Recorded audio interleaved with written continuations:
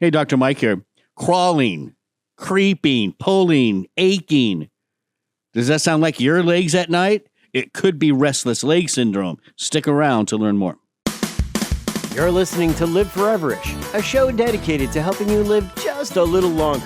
Here's your hosts, Dr. Mike and Dr. Crystal Gossard. All right, restless leg syndrome, Dr. Crystal. Very common. It's a neurological disorder with, you heard my symptoms in the teaser. I did. Yeah. Crawling, creeping. Some people describe it as electric. Like they're jerky. Like they got to move their leg. Right. And I that's my sister has that. So she has kind of that electric feeling. Okay. And so that clarified it because I've always wondered about that. Yeah. And when we say sort of an irresistible urge, does it mean it's not like movement that you see with Parkinson's? No, this is she describes it as, and it's not it doesn't have to occur when you're sleeping. Restless leg can occur almost any time. Mm-hmm. So like she says there's times when if she's just sitting prolonged, like watching a movie or something, she'll just I'm going to try to demonstrate it. Yeah. But it's like she just has to move, like she has to jump her legs. Yeah. So that I've heard it described to someone recently that they have sciatica. And because of the sciatica and the pain at night, they just feel like it's almost like you're moving it because you're trying to get comfort. So I don't know if that's the same or I'm not sure. I don't know. But she has described it as electric before. And we, since we're talking about it, we should say there's also something called periodic limb movement disorder. Mm-hmm. That's different from restless leg. Mm-hmm. Periodic limb movement disorder is involuntary. Okay. And like you ever see someone sleeping and they're punching? Yes. That's I've what that never is. seen it, but I've heard. Yeah. Does Blake do that? Does he have it? But they can kick. And it's like they don't even know they're doing it. Okay. Yeah. So that's different. Whereas restless leg, they definitely know what's going on. It keeps them up at night, which was one of the big issues. And just that movement, what I'm seeing, temporarily relieves the discomfort. Yeah, that's why she feels like she has to jump like on her legs. Very interesting. Yeah. So I've almost like built up. Yeah, like electricity. You're like, I gotta get it out. Yeah. She'll be sitting like this. All of a sudden she'll go, and she's like, "I'm sorry, I have to do that." Like it's not like seizure. I mean, she's actually doing it. Yeah. Interesting. And so it's worse at night. Worse at night, but can occur almost any time. Leg twitching, kicking. I do have kicking listed here, but to me, that's maybe more moving in periodic limb movement, but worse at night. So yeah. And the biggest thing with restless leg is its effect on sleep. Right. Yeah. They're constantly waking up. They finally get comfortable and they fall asleep, but now they're jerking again. Yeah. And it can be bad if you have a partner. The partner's waking up during most of that as well because you're probably kicking them. Probably. So that's it's a very interesting syndrome. And again, it's called a syndrome, so we don't know all the exact mechanisms, let's say. But like most things in this industry that you and I work in, integrative medicine, nutrition, we come to appreciate that most things, there's not one simple cause. Oh, for sure. Yeah. But when you see at least with the research and what the researchers are kind of thinking is it relates to dopamine. Yeah.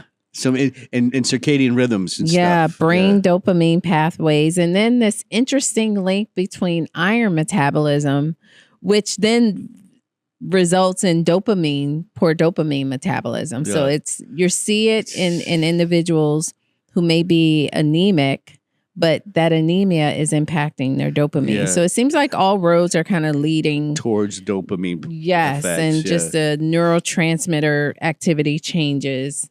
And so very interesting. Women are more commonly affected than men. Mm-hmm. And the risk increases with age, especially after 45. Genetic plays a strong role. So there's a good, so I have a sister. Maybe as I get older, who knows? Maybe I'm at risk of restless leg. Pregnancy, especially during the third trimester, is a known trigger. And then other chronic conditions like diabetes and kidney disease also elevate your risk. So I do have a section here. We kind of touched on some of this. Yeah. Some of the leading the theories. Again, the exact cause not fully understood, but a lot of factors, a lot of focus on the dopamine pathways. Yes. There you go. And that makes sense. I mean, dopamine is important for that coordinated movement. Yes, that's one of its main roles in the body. Yeah, without dopamine, everybody would be doing this, right? And so, dopamine allows you to do this Pick stuff up and be fluent, and right. And so, if those are getting a little wacky, your movement gets wacky. Potentially. And then impaired iron homeostasis, low brain iron levels disrupt dopamine function. So you have that. And then, of course, those other genetic components. And then here you go. Nutrition. Folate and magnesium deficiency. So again, it's a syndrome. We don't really know, and it's probably multiple things coming together. Get a little impaired dopamine pathways that don't have enough magnesium on board. You know what I mean? Like right there, you're creating an environment for some weird movements and stuff. Prescription drugs. A lot of them are related to this, right? Again, we have to, the way you'll find it listed in the research is these drugs are associated with risk. Meaning and we can name some just to kind of clarify that. So if you are on an antidepressant, especially an SSRI, more likely to have restless leg syndrome. Yeah. Neuroleptics. Those are like antipsychotics, antihistamines. If you're taking a lot of Benadryl at night because it helps you sleep, down the line that may cause some problems. Very interesting. Calcium channel blockers, beta blockers, lithium, and some allergy medications are all up there. Okay, so you can kind of talk to your pharmacist. And or your doctor and see if there's a relationship there for you. People forget that pharmacists are great resources for that. Well, some places, the pharmacists, they're doing it all. Yeah. You can take your list of meds and just, or they have it most likely, or just take your list in, and you're most likely to get a pharmacist to spend a little more time with you than your main doctor who's prescribing all of them. They'll take the time and do the consult. Okay, so one of the things that, when I was putting this together, I wanted to focus on lifestyle strategies to help, and then, of course, nutrient add-ins. Yes. Right? And there are multiple things that can be helpful. Let's start with lifestyle. Okay? Yes. So stretching. I think it just makes you feel good. Maybe so. I don't know. I mean, this seems, we talk about a lot of health concerns, and restless leg has always been one that just always seems so mysterious to me. It is. Well, it is. You just want to think, okay, how is this helping? Now, the research with stretching is in dialysis patients and pregnant women. So that's just something to keep in mind. Yeah, subpopulations of this. Again, give it a shot. It's stretching. It's good to have nice limber muscle anyway. Right. So maybe just stretching before bed. Yeah, I used to be very limber. Oh, nah, I'm not. The good old days. I'm not good at it anymore. And then we have massage therapy.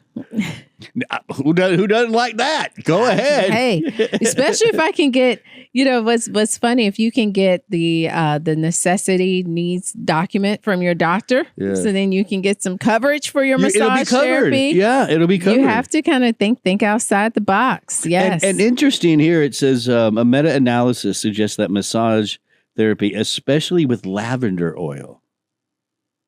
What do you think's going on there? Lavender just relaxing. We've talked about aromatherapy. Oh, for sure. But I'm thinking how lavender. It can be healing. Lavender. Well, lavender's calming. Yeah. So. Help the nerves a little bit. I wonder if there's any dopamine thing there with lavender. It's an interesting question. The warm baths with the magnesium, the magnesium salts. those have been around for decades. Yeah. So it's the heat and the magnesium that may offer symptom relief. It's just a complementary intervention. Sounds good right now. Like I kind of want a warm bath with some magnesium after a good massage. All of the above. Sign me up, Dr. Mike. Don't go without me to the spa. That'd be nice, right? Limiting caffeine and alcohol. Both of those can exacerbate restless leg symptoms. And reducing the intake may actually help some sleep and all that kind of stuff. So there are some things you can do lifestyle-wise, and I think they're wonderful things. We love that. And then when we look at the clinical evidence for nutritional add-ins, iron for sure.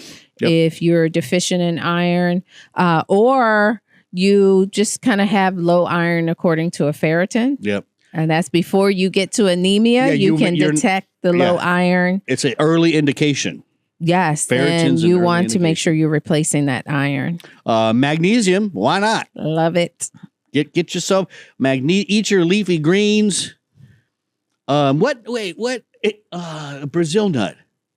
That's selenium. That's selenium. Yeah. Okay. What nut is well, your nuts in general I think walnuts will have some magnesium. There was one particular. Is it almonds?